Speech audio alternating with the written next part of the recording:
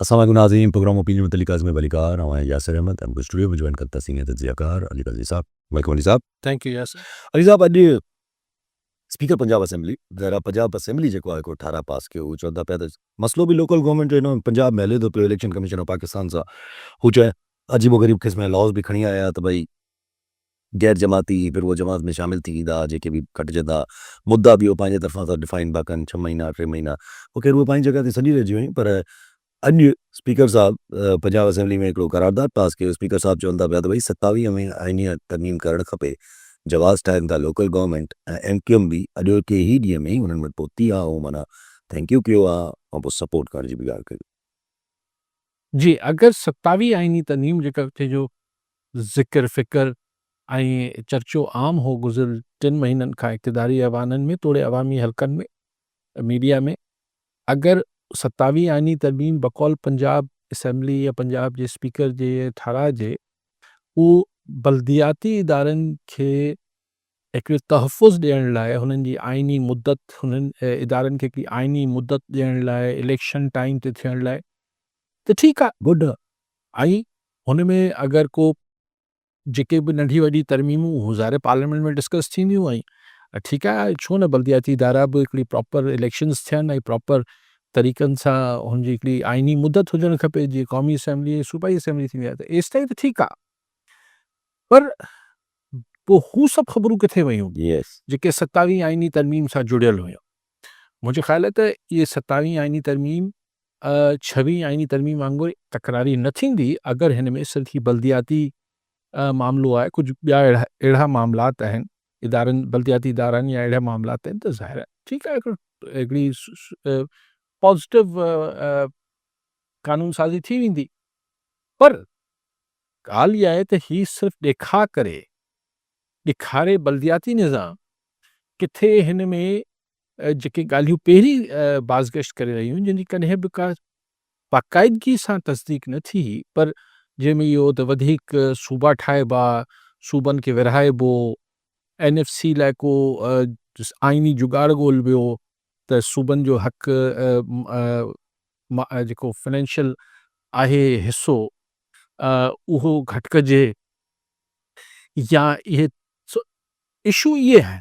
बाक़ी कंहिंखे एतिराज़ु थींदो अगरि तव्हां ही तकरारी जेके बेहद तकरारी मामलात आहिनि इन्हनि खे हथु नथा विझो या सूबनि जी जेका ॿी ख़ुदि मुख़्तियारी हुई मादनियात ऐं अहिड़ा मामलात जेके सूबनि जा वसीला आहिनि उन्हनि में वफ़ाक़ जे वापसि वफ़ाक़ जे हवाले करण वारा इहे सभु हिकिड़ा तकरारी इशूज़ आहिनि.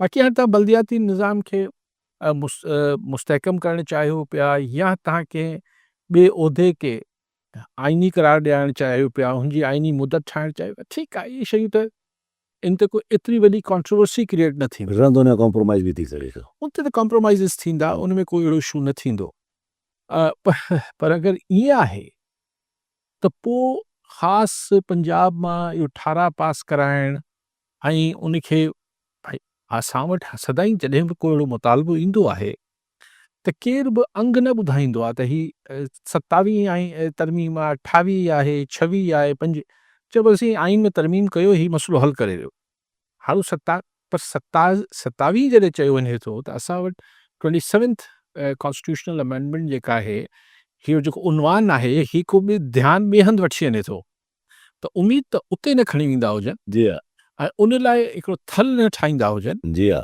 बाक़ी त ख़ैर पर सभु हिकिड़ी ॿी बि हिन में ॻाल्हि जेका कुझु टाइम पहिरियां बि हली हुई त डिस्ट्रिक्ट्स खे स्ट्रॉन्ग कयो वञे डिस्ट्रिक्ट्स खे पैसा अचो विच में कीअं ख़बर हली त डिस्ट्रिक्ट्स खे एतिरो स्ट्रॉन्ग कयो वञे जो सूबे जी त अगरि का अहिड़ी कानून साज़ी जंहिंमें PFC खे डिफाइन कयो थो वञे NFC वांगुरु ऐं हुन में अंदरि बाक़ाइदा शेयर्स खे कुझु ॾिना था वञनि टुवर्ड्स त जेके शायदि हेॾे होॾे बि थी सघनि था डिस्ट्रिक्ट्स खे अगरि ॾिना था वञनि त पोइ त वरी मसाइल उभरण शुरू थींदा न जॾहिं तव्हां एतिरो स्ट्रॉन्ग या एतिरो डिफाइन करणु शुरू थी वञे.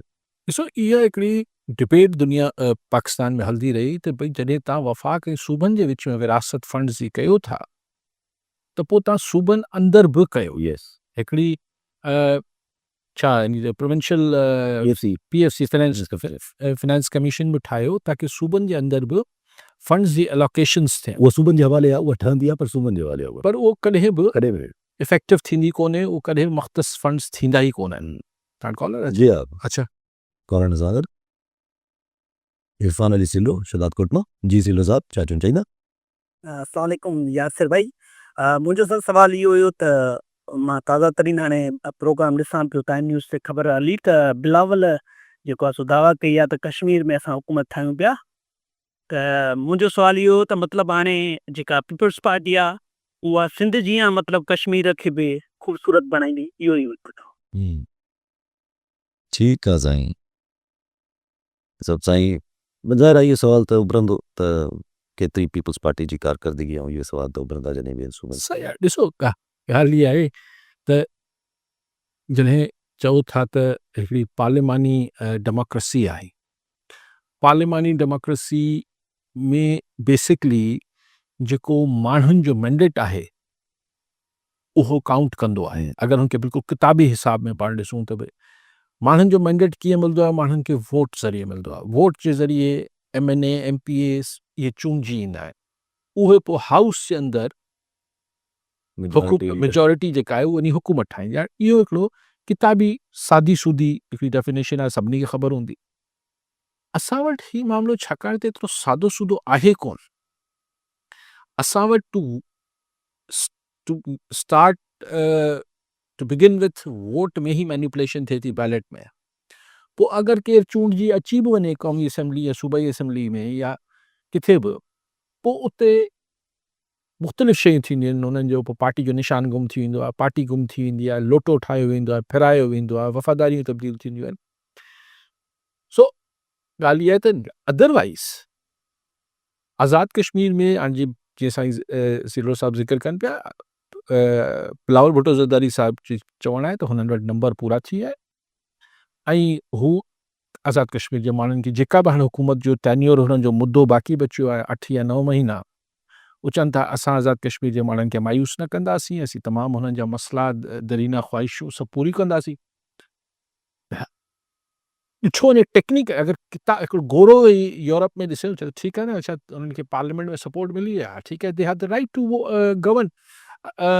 लेकिन इहो त असां तव्हांखे ख़बर आहे न त हुते एक्चुअली ही जेके MNA आहिनि सभु लोट घणा ई लोटनि जी आहे। 10-11 ॾिना त हाणे पर किताबी हिसाब सां हू हुते जा मेंबर्स आहिनि, हाणे जेके चूंडे अचनि प्राइम मिनिस्टर। हिते बि हाणे हिते अगरि चओ था सिंध जहिड़ी हाणे तंज़ सिलो साहब जो कनि पिया, प्रोसेस त वोट जो ई आहे न। हाणे वोट सां छा मैनिपुलेशन थिए थी इहा बि सभिनी खे ख़बर आहे। सभिनी खे ख़बर वठी अकील में शिकारपुर मां। जी अकील साहब छा चवणु चाहींदा?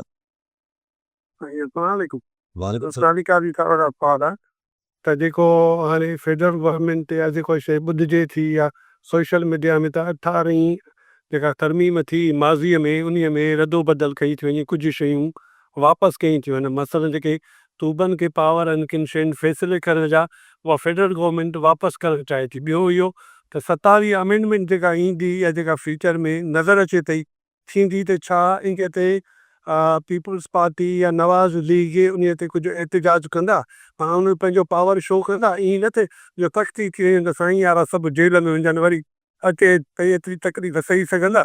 इन जे बारे में साईं ॿुधाए। ठीकु साईं। सही, इहो दारोमदार करे थो अकील साहब, इहो दारोमदार इन ॻाल्हि ते आहे सही त उन 27 आईनी तरमीम में छा अचे पियो। हीअं त ॻाल्हि बलदियाती निज़ाम जी थिए पई, उन ते छो पीपल्स पार्टी मुखालफ़त कंदी या नवाज़ लीग मुखालफ़त कंदी, हू त जे हक़ में हूंदा ऐं थोरी घणी तब्दीलियुनि सां हुनखे एक्सेप्ट करे वठंदा। सूबा टोड़ण वारी ॻाल्हि ऐं मतिलबु मुंहिंजो दिलि नथी मुंहिंजी मञे त छो नवाज़ लीग, छो पीपल्स पार्टी इन ते राज़ी थींदी। पर मरियम नवाज़ ओचितो ओचितो उनखे ख़बर पए त हाणे सिर्फ़ु लाहौर ऐं लाहौर डिवीज़न, पिंडी डिवीज़न ऐं हे इलाइक़ा जेके सेंट्रल पंजाब वारा आहिनि इन जी चीफ मिनिस्टर आहे, बाक़ी जेको सदर्न पंजाब आहे उनजो हाणे को ॿियो चीफ मिनिस्टर थींदो। मरियम साहिबा छो एग्री कंदी? पीपल्स पार्टी कराची खां कश्मीर ताईं चीफ मिनिस्ट्री आहे या हुकूमत आहे, छो चवंदा त यार हिनखे कटे असांखे ही करे छॾियो। अब त सिंध जा माण्हू त हिन मामले में सिंध जा माण्हू ई कोन मञंदा, पीपल्स पार्टी मञे या न मञे, लेकिन कॉमन सेंस नथो मञे त छो ही पंहिंजी अजारादारी छॾींदा। अजारादारी ग़लति लफ़्ज़ आहे, छो पंहिंजी दायराए हुकुमरानी छॾींदा, घटाईंदा, लॉजिक नथी चए। NFC ते बि हींअर बोर्ड बि आई आहे पंजाब में, हू पैसा बि ॾियण जी कनि पिया, त आउं सम्झां थो त उन में पोइ ही ट्रिक त थी सघे थी त बिस्प ऐं अहिड़ा प्रोजेक्ट जेके फेडरल हेल्थ जा प्रोजेक्ट्स आहिनि इहे खणी वञी सूबनि जी किची में विझी वेंदो, बाबा ही तव्हां पाण भरियो, इहो त थी सघे थो। अ, हू अमेंडमेंट हुन सां नंढनि सूबनि में तमामु घणो, बल्कि आउं सम्झां थो वॾे सूबे में बि रिएक्शन थींदो त अगरि सूबनि जो हक़ हिसो घटाए वफ़ाक़ वधाइबो, जी हाँ पर उहा ॻाल्हि हूंदी वकील साहब त थींदो। कल है खलील ओस्तो हैदराबाद ना जी ओस्तो साहब छा चवणु चाहींदा? जी सलामकुम। वालेकुम सलाम साईं। अर्ज़ु इहो आहे त हिते असां वटि हैदराबाद में ख़ासि करे डेंगी जो बल तमामु हद खां वधीक वधी वियो आहे ऐं उते इस्पतालनि जो को अरेंजमेंट न आहे। उते बदतमीज़ी ऐं ग़रीब मज़दूर वीचारा माण्हू परेशान आहिनि हद खां वधीक। ऐं जॾहिं पंजाब में आयो हो त शाहबाज तरीक़ा वज़ीर आला हुयो त हुन श्रीलंका को डॉक्टर घुराए करे बाक़ाइदे पंजाब में डेंगी जो ख़ात्मो करे छॾियो। हिते ईअं आहिनि की जानवर बि आहिनि को माण्हू आहिनि, हे सिंध गवर्नमेंट बिल्कुलु सुकी पई आहे, हे छा थींदो भला? ठीक साईं, ॿियो बि कॉलर नजीबुल्ला जमाली ओस्ता मोहम्मद जी जमाली साहब छा चवणु चाहींदा? अस्सलाम वालेकुम सर, पहिरियों तबिननि खे सर, और अली काज़ी खान सर इहो सवाल आहे त असांखे किसाननि खे भाण इंतिहाई महांगो माना रेट में ॾिनो वञे थो और तारी और कणिक जो अघु इंतिहाई घटि आहे। इन में हुकूमत सर सारी जे अघु या कणिक जे अघनि में छा माना करे सघंदो आहे सर किसाननि खे जेको फ़ाइदो मिली सघे? ठीक साईं। सही ओस्तो साहब तव्हां सही था चओ, डेंगी तमामु घणो वधे थो कराची में भी कराची खां वठी सॼे सिंध में, स्पेशली कराची हैदराबाद ऐं अपर सिंध में बि हर हंधि वधे पई। ऐं मच्छर आहे, इनखे बॉर्डर जी ज़रूरत आहे कोन, ई त वधंदो वेंदो। असांजी सरकारी अस्पतालूं में उहा कैपेसिटी ई न आहे। इहो त 100 दफ़ो पाण डिस्कस करे चुका आहियूं ओस्तो साहब त ही आम मामूल जे ॾींहंनि में, हाणे हीअं त लापना ॾे ओस्तो साहब छो अस्पतालनि जो शायदि पंहिंजे कंहिंखे डेंगी थी आहे छा त साईं जो हींअर, पर साईं अॻु में बि अगरि वास्तो पियो हुजे असांजी सरकारी अस्पतालनि सां त उते कैपेसिटी न आहे, कैपेसिटी न आहे जो हिकिड़े के क्राइसिस खे मुंहुं ॾेई सघिजे। सवाल पे क्राइसिस तो वधीक ॻाल्हि आहे, नॉर्मल इमरजेंसी आम हालतुनि में ही सिचुएशन ॾाढी असांजी जेका आहे हेल्थ इंफ्रास्ट्रक्चर आहे उहो आम मामूल जे ॾींहंनि में ई वॾी मुश्किल सां मुंहुं ॾिए थो ऐं जीअं ॾिए थो सी ॾिए थो। हाणे उहो उन ते सभिनी खे ख़बर आहे, उन ते छा ॻाल्हायां। त हीअ त ग़ैर मामूली सूरत हाल आहे। त ग़ैर मामूली सूरत हाल में तव्हांखे वधीक अहिड़ा किसा ऐं ॻाल्हियूं ऐं जीअं साईं चए थो रवैयो बि ठीकु न आहे ऐं पिया आहिनि माण्हू ऐं सो अहिड़ी का अञा को इमरजेंसी बि डिक्लेयर न कई वई आहे त हीउ वधे पियो। मुंहिंजो ख़्यालु आहे त सिंध सरकार खे हेल्थ डिपार्टमेंट खे ॾिसणु खपे त हिन लाइ हिकिड़ी हंगामी बुनियादनि ते कमु करण जी ज़रूरत आहे। डेंगी बहरहाल हाणे ठीकु आहे त ज़रूरी न आहे त ही हिन में माण्हू मरी वञे, पर इंतिहाई तकलीफ़ मां माण्हू ऐं स्पेशली बुज़ुर्ग ऐं ॿार इहे वनरेबल थी वञनि था, हिननि लाइ त लाइफ थ्रेटनिंग थी वञे थी। सो बसि इहो ई। हाणे बाक़ी तव्हांजी ॻाल्हि जो जवाबु इहो आहे त मामूल वारी हालतुनि में असीं परेशान हूंदा आहियूं सरकारी हेल्थ सिस्टम मां, त ही त ग़ैर मामूली सूरत हाल आहे। जमाली साहब ऐं चयूं त भाण ऐं ही सभु महांगो, ॾिसो भाण सस्ता करणु ही करणु भले जेको बि इहे थींदो कोन। आउं चाहियां थो ॿ शयूं कनि आबादकारनि लाइ। हिकिड़ी शइ त इहा करे छॾीनि त हीउ जेको ब्लैक थिए थी भाण ऐं यूरिया जेको सरकारी अघु आहे उहो रहण ॾियनि। हीउ जेको ज़ख़ीरा अंदोज़ी जे करे महांगी थिए थी, ब्लैक मार्केटिंग थिए थी, इन खे कंट्रोल करे वठनि।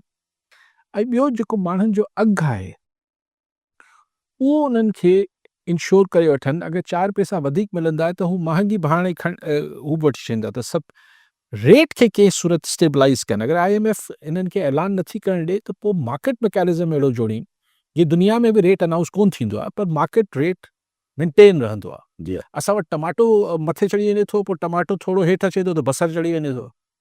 असीं माण्हू ॿई भोॻीनि था, आबादगार बि ऐं कंज़्यूमर बि। जावेद मंगरियो कराची मां। जी मंगरियो साहब छा चवणु चाहींदा?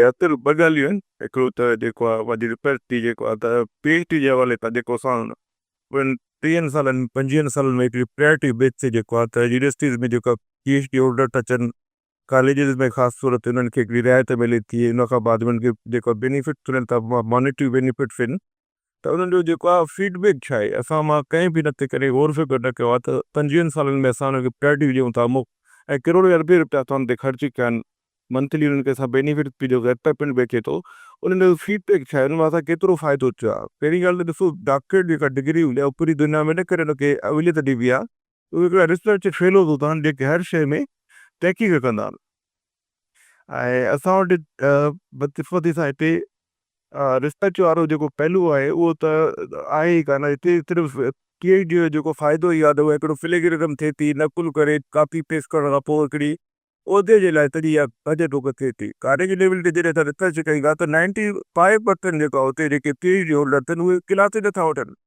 त हाणे असां डॉक्टरेट थी आहियूं या असां हाणे MPhil थी आहियूं त असां क्लास छो वठूं यानी हिकिड़ी इंफीरियरिटी ऐं सुपीरियरिटी कॉम्प्लेक्स आहे ॿिया असां में घटि आहिनि ऐं सिर्फ़ु इन करे उहो जेको आहे वटि कनि था PhD त जेको आहे असां हिकिड़ा मॉनिटरी बेनिफिट थो वठूं उनजो कॾहिं बि जेको आहे स्टूडेंट्स खे को फ़ाइदो नथो पहुचे। इहे असांखे जेको आहे अने कॉलेज एजुकेशन में यूनिवर्सिटी लेवल ते असांखे हाणे रीस्ट्रक्चरिंग करणी पवंदी त इन को बेनिफिट कोई बि न आयो 25 सालनि में ऐं इहे पॉलिसीज़ जेका असां हलनि थियूं इहे सभु नाकाम पॉलिसियूं आहिनि। पूरो असांखे हिकिड़ो सिस्टम चेंज करणो पवंदो जेको असांखे जेको आहे हिकिड़ो बेनिफिट्स मिले। ठीकु आहे। जी मंगरू साहब बिल्कुलु इहा काफ़ी सालनि खां इहा बहस हले थी त असांजी यूनिवर्सिटीज़ ऐं हितां हुतां माण्हू स्कॉलरशिप सरकार जा पब्लिक मनी आहे ज़ारा करोड़े अरबे रुपया ख़र्च थियनि था असांजा वञनि था ॿाहिरि PhDs करणु लोकली बि थियनि थियूं कुझु पर अक्सर ॿाहिरि बि वञनि था पोइ ॿाहिरि वञनि था अक्सर त असांजा जेके विया आहिनि PhD लाइ उनमें अधु वधि त ईअं बिना PhD डिग्री वठण जे मोटी अचनि था त उहे पैसा किथे वञनि था उनजी अकाउंटेबिलिटी छा थी थिए।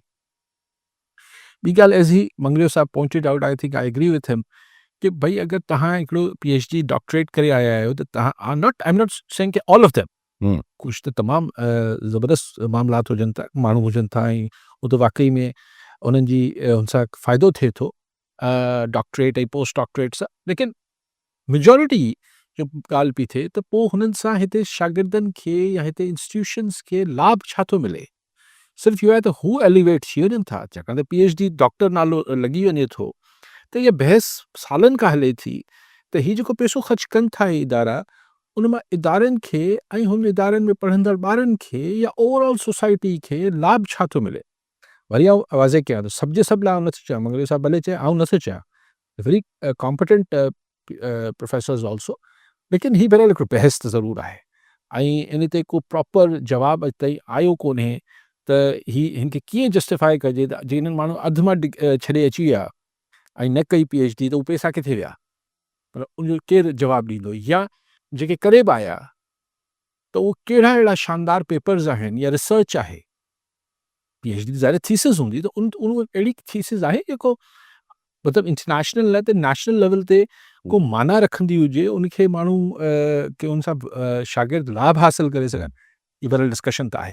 ब्यूरोक्रेट्स खे बि मोकिलींदा आहिनि पाण वटि त पाण वटि उहे बि वेंदा आहिनि PhD करण तकरीबन हिकिड़ी पूरी लाट वेंदी आहे स्कॉलरशिप्स ते ऐं त थिलोपाजी ॻाल्हि हले पई जेकी ॻाल्हि त अधु में रहिजी वई त अगरि तवाज़ुन बैलेंस हिलाइण जी ॻाल्हि थी वई जिते लोकल गवर्नमेंट ऐं provincial government and then federal government ख़्वाहिश त हूंदी आहे न हिन वक़्तु माहौल बि थोरो अहिड़ो आहे त लोकल गवर्नमेंट अगरि स्ट्रॉन्ग कानूनी हिसाब सां थी निकिरी अचे त नुक़सानु त न आहे न नुक़सानु न आहे पर ॻाल्हि इहा आहे त बिल्कुलु थियणु खपे पर ॻाल्हि इहा आहे त असां वटि MP MNA जी इलेक्शन्स जी एतिरी रिग्ड ऐं कॉन्ट्रोवर्शियल ऐं मुतनाज़ा हुजनि थियूं त बल्दियाती इलेक्शन्स त बिल्कुलु पोइ हुन में अजीब तमाशा कनि था ग़ैर जमाती बुनियादनि ते इलेक्शन ही हिकिड़ो नओं ड्रामो आहे पुराणो ड्रामो आहे जवाहरलाल जे ज़माने खां आहे पर छो ऐं हू केतिरा फेयर थियनि था इलेक्शन्स मतिलबु जॾहिं अच्छा ख़ैर इहो इशू बि एड्रेस थियणु खपे न मुल्क में पार्लिमानी सिस्टम डेमोक्रेसी आहे त बेसिकली त बैलेट जी सेंक्टिटी यस ऐं हू आइनी तरमीम सां हल नथी थी सघे उन लाइ स्पिरिट खपे नियत खपे। पोइ ॿी ॻाल्हि इहा त हीअ जेको डिस्कशन आहे त भई सूबे अंदरि बि जेके फंड्स आहिनि उहे त मख़्तस थियणु खपनि उहो बि त हिकिड़ो प्रोविंशियल अवॉर्ड बि थियणु खपे और इहा ॻाल्हि सिंध में बि डिस्कशन में थिए थी, पंजाब में बि थिए थी। मिसाल पंजाब में बि थिए थो त घणो पैसो जेको आहे लाहौर ते ख़र्च थिए थो सेंट्रल लाहौर कैलिफोर्निया या ऐं पोइ हा। बाक़ी बचो खुचो ऐं सिराइकी वारा त चवनि था असांखे सदरन बेल्ट चए त असांखे मिले नथो। सफ़ा मिले थो।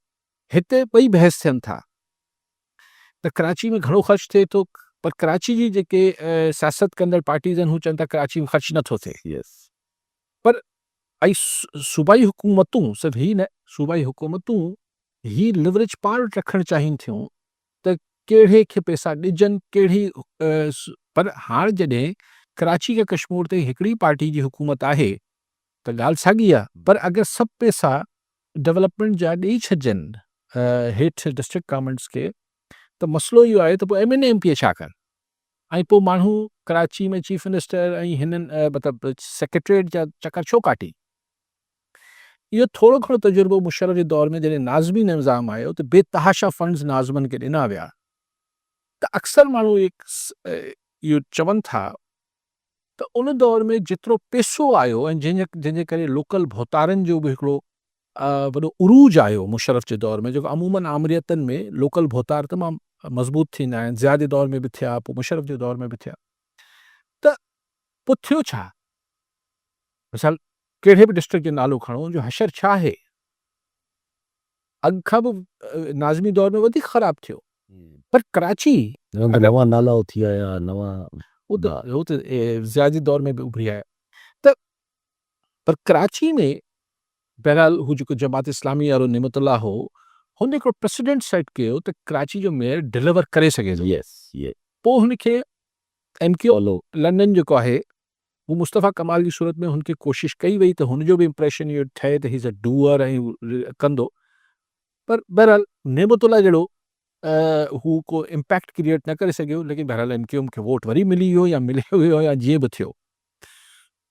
हाणे उहा शइ नथी नज़र अचे। हाणे छा चऊं त पावर्स न आहिनि मेयर वटि, ख़ैर पाण बहस किथे पासे खणी वियासीं। सफ़ा क्लियर आहे। हा, हाणे बहस ॿी हाणे इहो हिकिड़ो बहस आहे त मिसाल दादू जा फंड दादू खे ॾेई छॾिजनि, पोइ दादू ॼाणे दादू जी जेका चूंडियल आहे बल्दियाती इदारो जेको बि आहे, असेंबली टाउन कमेटी या असेंबली या जेको बि टाउन ते न डिस्ट्रिक्ट काउंसिल, उहो ॼाणे हुनजो कमु ॼाणे, ऐं सूबाई हुकूमत बसि पोइ चलो जीअं फेडरल हुकूमत आहे त हू एकड़ बेकड़ मेजर प्रोजेक्ट्स में हथु विझे थी, बाक़ी हुननि खे ॾेई हिकिड़ी बहस आहे।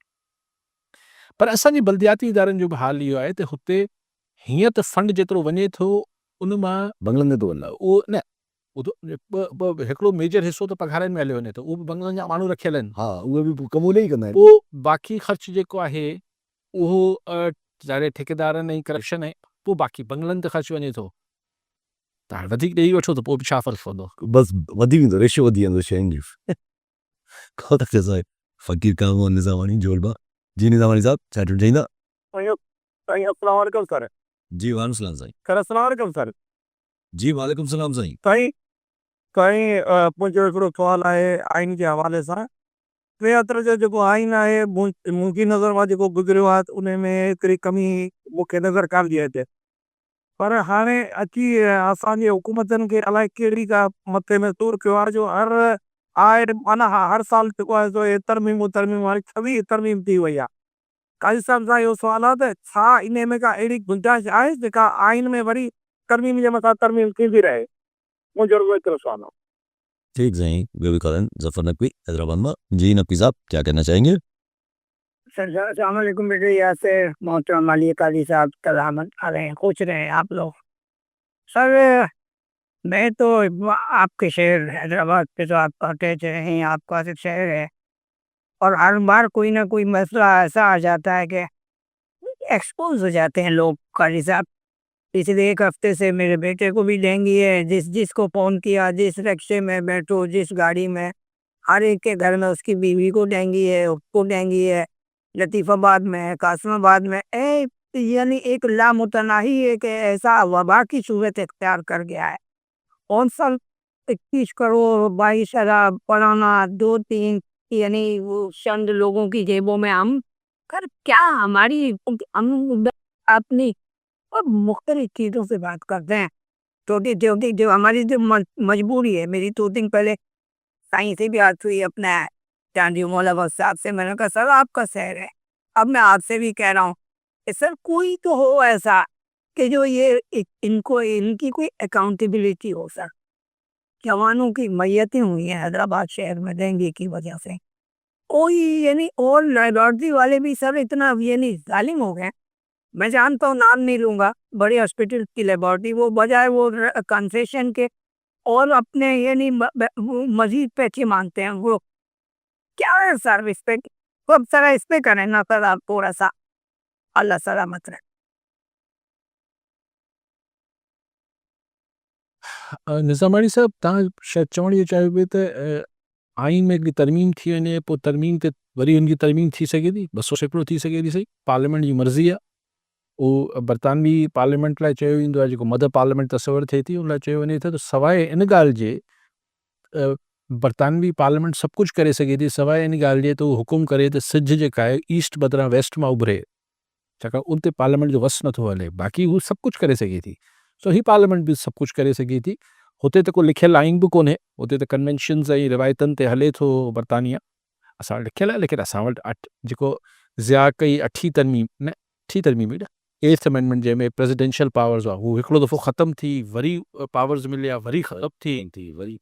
सो इहो जॾहिं बि को अहिड़ी पार्लियामेंट अची वई त ही सभिनी शयुनि खे अंडू करे सघे थी. असां वटि अञा 6 थी विया आहिनि. इंडिया 100 खां चढ़ी वियो आहे. 6 आहिनि असां वटि अञा, उहो त 100 खां चढ़ी विया आहिनि इंडिया ते. ज़ाहिर को आइन को हर्फ़ आख़िर हूंदो आहे न. हर को नाउज़ुबिल्लाह मथां लथल सहीफ़ो त न आहे न, हुन में चेंजिस थींदियूं आहिनि. अगरि अवामी शऊर अगरि अवामी शऊर ऐं विज़डम हालात ऐं वक़्त सां, मिसाल अॼु खां जॾहिं भुटे साहिब जे ज़माने आइन ठहियो त को सोशल मीडिया ते न हो. यस अॼु अगरि ज़रूरत पइजी वञे यस यस कानून साज़ी त अॼु बि थी सघे थी. सो इहो त थी सघे थो. सही, नकी साहब बहुत ही वाकई में तकलीफ दार सूरत हाल है, और आपकी आवाज़ में भी आज जो कर्ब मुझे महसूस हो रहा था कि शायद बच्चे की तबीयत भी ठीक नहीं है, और आप कुछ मैयतों का जिक्र कर रहे हैं. क्या किया जाए? क्या इसकी मतलब कौन सी अवेयरनेस, और किसका, मैं तो हमेशा ये कहता हूँ कि आम आदमी को जितनी अवेयरनेस अपने इश्यूज से है, जितनी उनको नॉलेज है कि वो किस तकलीफ से गुजर रहे हैं, वो शायद हम जैसे लोगों को हो भी ना. जो गुजर रहा है उस तकलीफ से, जो उस डेंगी की मिसाल, इस वक्त dinghy Latifabad 6 number 8 number 10 number या कासमाबाद या फुलेरीपेट आबाद या हीराबाद या जहाँ भी सिविल लाइन डिफेंस में किसी तबके और इलाके का फ़र्क नहीं है. कौन बोले? जो भुगत रहा है वो बोले ना. जो उसको सारी चीज़ों को अपना नसीब का हिस्सा समझकर बर्दाश्त किए चला जा रहा है, वो आखिर कब उसको वो फैसला करेगा कि बहुत हो गई. यानी आप अभी हम बल्दियाती इदारों की बात कर रहे थे. भाई ठीक है, डेंगी का इलाज तो जाहिर है हॉस्पिटल्स में इमरजेंसी लगानी चाहिए, एक्स्ट्रा एफर्ट होनी चाहिए, वो तो सब चीज़ें अपनी जगह. लेकिन कोई स्प्रेज हो रहे हैं, आई एम श्योर कि वो भी खाना पूरी हो रही होगी. ये तो बल्दियाती इदारे का काम है ना, कि वहाँ पर जो भी आपकी म्यूनसिपल कॉरपोरेशन है या डिस्ट्रिक्ट काउंसिल है, ये तो शहरों का हाल आप ये बता रहे हैं. ज़ाहिर है अगर लतीफ़ाबाद से हटड़ी या हुसड़ी या खत्थड़ या ये जो इलाके इर्द गिर्द हैं उसके, वहाँ मच्छर को किसी गाड़ी की ज़रूरत नहीं है जाने की. तो आखिर देखिए, मैं इस बहस में पड़े बगैर कि ये लोग वोट देते हैं, क्योंकि लोग अब ये कहना शुरू हो गए हैं कि जी वो वोट हमने तो किसी को दिया था, वो कहीं चला गया. लेकिन तो फिर क्या करें? लोग अगर बर्दाश्त करेंगे, मैं अगर किसी पे ज्यादती कर रहा हूं, मैं इंसानी फितरत है कि जब तक अगला वो मेरी ज्यादती बर्दाश्त कर रहा है, मैं करता चला जाऊंगा. बहुत कोई एक आध फीसद है, एक उम्र के हिस्से में आके मुझे रियलाइजेशन हो, बहुत ही इम्कानात कम है कि मैं खुद ब खुद मुझे एक ऐसे एहसास हो कि यार मैं ज्यादती कर रहा हूँ. जो अस्पतालों में मेडिसिन के प्रोक्योरमेंट में पैसे खा रहे हैं, जो ये सारे मामलात हो रहे हैं, आप समझते हैं कि डेंगू के स्प्रे के लिए पैसे नहीं आ रहे होंगे. तो सर मैं दुआ कर सकता हूँ, मेरे सब शहर हैं, कराची भी मेरा शहर है और हैदराबाद और कश्मीर तक सब मेरे शहर हैं और गाँव हैं। लेकिन हम जैसे लोग तो उनके साथ दुआ कर सकते हैं। करना तो लोगों को ही है। अच्छा इहे बेसिक शयूं आहिनि न, इहे त माना चइजनि त माना हिन में त छा हिन में त इहो बि नथी चई सघिजे त यार वाह जो कमु कयो, न न वाह जो कमु कजे, त बेसिक शइ। न ॾिसो हिकिड़ी विज़िबिलिटी नज़र ईंदी आहे। हीअ जो कंहिं ॿिए कॉलर फ़ोन करे चयो त शहबाज शरीफ़ हुते यस ही हू जेको मतिलबु पोइ साईं डुक डोड़ करे पियो, हू जिते पाणी बीठल आहे उते हुनमें डीज़ल पियो हारे नालियुनि में, ठीकु आहे हुनमें कॉस्मेटिक पियो, पर हू जेको हींअर मोहतरमा हुनजी भाइटी वेठी आहे हू हुनखे बि ठीकु सां न पई करे सघे। असां वटि त अहिड़ो कॾहिं ट्रेंड ई कोन्हे त असां रियल इशूज़ जेको माण्हू भोगे पियो फ़िलहालु ॿियनि हंधि ते ध्यानु आहे कहिड़ो पिया ख़्यालु कयो। अच्छा पंहिंजे ज़ाहिर हिकिड़ी इंटरनेशनली सूरत हाल थोरी तब्दील थी वई त वरी महसूसु थिए थी, छो जो हीउ जेको पैक्ट थी वियो आहे इंडिया अमरीका जो, उतां जा डिफेंस मिनिस्टर चवनि था जेको तवाज़ुन हिली वियो हुयो डिफेंस जो खिते में उहो वापसि अचे। और बार बार चऊं पिया न मोदी का क्या होगा त मोदी लाइ अमेरिका जेको आहे सॼो प्रेशर विझी 10 साल हुनजो जेको हुनखे ॾिठो करे सॼी दुनिया में त बाबा ही मोदी जा जहाज़ बि किरी पिया, पोइ पाकिस्तान ज़बरदस्त आहे, पाकिस्तान जो फील्ड मार्शल ज़बरदस्त आहे, हीअ जेको करे रहियो हो ट्रम्प, त उहो उनजे पोयां इहो हो अॼु माठि में ॻाल्हि कई पई वई त साईं रशिया खां तेल न वठे इंडिया, यस उहा ॻाल्हि उते बि थी। हा असल ॻाल्हि इहा हुई त अमेरिका हिकिड़ो पैक्ट करणु चाहे पियो मुआहिदो। हाणे ऐं अमेरिका जो मसइलो हुनजो मिलिट्री इंडस्ट्रियल कॉम्प्लेक्स आहे। इंडिया तमामु वॾी मार्केट आहे। इंडिया खे हथियार चाइना ऐं पाकिस्तान जो पाड़ेसरी आहे, यस हुनखे हथियार ज़ाहिर खपनि ई खपनि। यस त हू अॻु में जेको फ्रांस खां वञी रशिया खां हितां हुतां वठंदो हो, हाणे अमेरिका हुनखे 10 सालनि लाइ सोको कयो आहे त बाबा हाणे तूं मूंखां हथियार वठंदे बसि। हाणे उहो बि अंग अखर अची ईंदा त केतिरे ट्रिलियन्स ऑफ डॉलर्स जा उहो हथियार हूंदा। केतिरनि सालनि में छा ज़ाहिर आहे इंडिया साह पटियो हूंदो, मोदी जेको बि हुनखे रेज़िस्ट कयो पिए या न पियो कयो मूंखे ख़बर न आहे, त हुन साह पटियो हूंदो ऐं जेको चए थो तवाज़ुन ज़ाहिर आहे। ऐं हिन दफ़े ॾिठो वियो त चाइना जी सपोर्ट मतिलबु यानी सपोर्ट टेक्निकल सपोर्ट सां असां जेको हशर कयो इंडिया जो त शायदि हुन ॾे बि इशारो हूंदसि, but Trump at the same time Yes president Xi सां चाइना सां बि पंहिंजा मामला ठीकु कया आहिनि। जी यानी हिकिड़े पासे इंडिया सां पंहिंजो मुआहिदो करे इंडिया खे बि सुकून में मतिलबु इंडिया ॾे बि हथु रखी छॾी ऐं चाइना सां बि मामला ठीकु करे वठंदा अथसि। सो हिते त माना ट्रम्प सही हा कयो। हिते हींअर ट्रम्प जेको आहे ट्रम्प डिप्लोमेसी इज़ वर्किंग पर सभु जॾहिं इन शइ खे असां कनेक्ट कयूं था टुवर्ड्स जेका इंडिया जी पॉलिसी आहे टुवर्ड्स अफ़गानिस्तान ऐं पाकिस्तान, ट्रम्प जी फ़िलहालु त ज़ाहिर आहे का बि अहिड़ी पॉलिसी न आहे टुवर्ड्स पाकिस्तान त पाकिस्तान खे नुक़सानु या पाकिस्तान खे अहिड़ी का सोच, पर ज़ाहिर आहे अफ़गानिस्तान अगरि डिस्टेबलाइज़ रहे थो, इंगेज रहे थो, हिकिड़ो पूरी कशमकश रहे थी, जीअं अॼु ख़्वाजा आसिफ़ साहब बि चयो त भई रहंदो, ईअं को मुआदो होल्ड ई नथो करे सघे जेसि ताईं हू पंहिंजी दरअंदाज़ी बंदि न कंदा असांजे अंदरि। उहो ज़ाहिर आहे हिकिड़ी टेररिज़म आहे, हिकिड़ी हो आहे, उहो त हलंदी रहंदी, त हुनजे ज़ाहिर ॻाल्हि आहे पोइ ख़राबु थींदा रहंदा रिश्ता। त हिकिड़ी पूरी अगरि इहा इंस्टेबिलिटी मेंटेन रहे थी त पोइ अमरीका खे त हिकिड़ो जीअं पाण उन्हनि बि ॻाल्हायो त थोरो फ़ाइदो त आहे न, छो जो अफ़गानिस्तान इंगेज रहंदो, पाकिस्तान इंगेज रहंदो, चाइना स्लो थींदो। पाकिस्तान लाइ हिन सॼी गेम मां ज़ाहिर आहे अगरि इहा ॻाल्हि ठीकु आहे जो ख़्वाजा आसिफ़, मां बि तव्हांखे शुरू खां चवां पियो त मूंखे हिन ठाह थियण जी उमेदु नज़र नथी अचे। कीअं ठाह थींदो? हू असां वटि दहशतगर्दी कंदा असीं चवंदासीं असां ठीकु आहे, पोइ त ॻाल्हि ई पोइ त शुरू छो कयोसीं असां? Exactly so we can't afford this.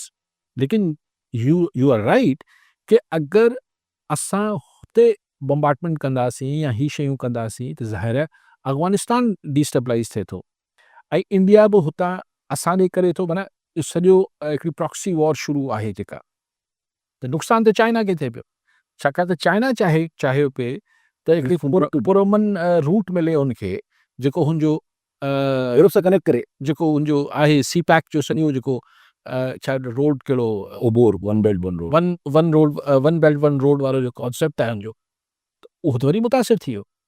So this is chess game, ही इंटरनेशनल चेस गेम थिए पई, लेकिन हिन चेस गेम में अगरि end of the day India अमेरिकी हथियार वठी हुन सां पाण खे राज़ी करे वरितो, चाइना जी हिकिड़ी टैरिफ जो मामला हुते ठीकु थी विया, चाइना पाकिस्तान जी रिटेलिएशन मां पाकिस्तान में नाख़ुशि थियो ऐं पाकिस्तान जी हाण का ख़ासि ज़रूरत अमेरिका खे हीअ रही यस त एंड गेम में वरुण असांखे त रुगो तारीफ़ूं मिलियूं यस अमेरिका शुरू थी थिए अमेरिका जी रुगो तारीफ़ूं असांखे मिलियूं पुठी ते ठपी मिली बाक़ी त कुझु कोन मिलियो गिनती और शुरू थी थियनि त छा थो थिए चओ अच्छा हिन वरी ॻाल्हि रखी वठो ज़रा कल्ह बि मौलाना साहब बि जेको आहे पाण ॻाल्हि कंदा रहंदा आहियूं त मौलाना साहब जेको आहे फज़लाबाद मौलाना फज़ल रहमान जो हिन ॾिसणु ज़रूरी आहे त उहो कहिड़ो टोन हुननि जी एक्सट्रीम थींदी थी वञे हार्श थींदी वञे टुवर्ड्स उहो सिस्टम हाणे त मरियम खे पर्सनल बि अटैक्स कनि था पिया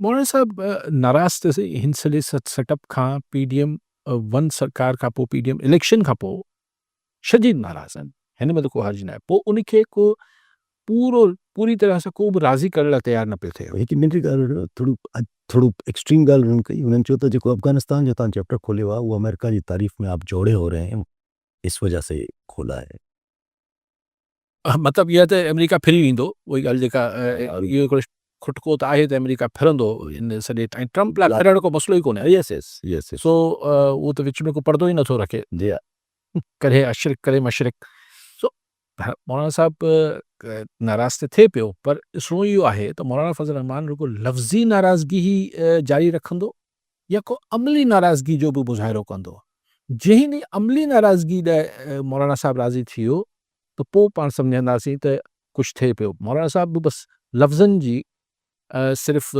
नाराज़गी ॾेखारे थो बाक़ी ख़ैर थी वञे थो ठीकु आहे ॾिसो वॾी महिरबानी साहब नाज़रीन अॼु जो प्रोग्राम जो पूरो थियो वरी मिलंदे प्रोग्राम में दुआ में